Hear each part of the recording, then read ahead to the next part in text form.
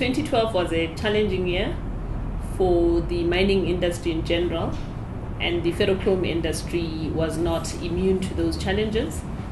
Those challenges really included weaker commodity prices, which came from weaker demand as a result of both the euro crisis and fears that the Chinese economy was also slowing. There were also the issue of rising costs, and in the South African context, those rise in costs came from electricity. As you know, Eskom for 2012 increased on average by 16%, but actually for the industrial users, that rate was a lot higher than the 16%. Then there were the labor costs as well. Then we also experienced strikes that turned out to be violent, and we as a venture were also not immune to that. We did experience some strikes at our Wonderkop and also Waterval mines. Fortunately, those were not widespread and therefore did not have any significant impact on production. If we just take a look at the markets, the stainless steel production was up 3%, and a lot of that growth came from China and India.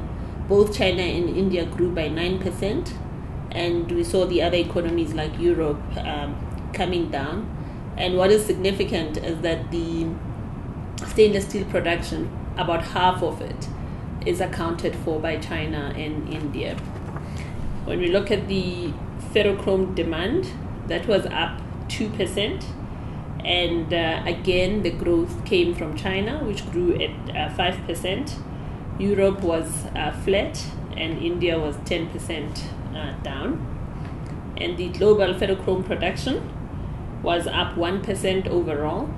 But what is significant about that growth is that 19% of the growth came from China, with South Africa actually declining 9%.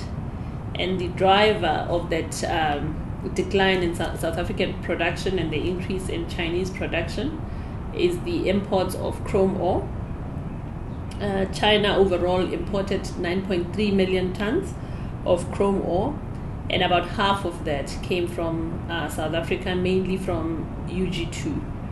As a ferrochrome industry, we're still in discussions with government to try and find a solution to limiting the supply of chrome ore out of South Africa into China. As far as the outlook goes, stainless steel is expected to grow by 4% in 2013 and 5% in the longer term, and that should be followed by the demand for ferrochrome. We've noticed some improved market sentiment, and because of the Eskom buybacks, which are expected to result in some kind of supply squeeze, we expect pricing to go up, especially in the second quarter.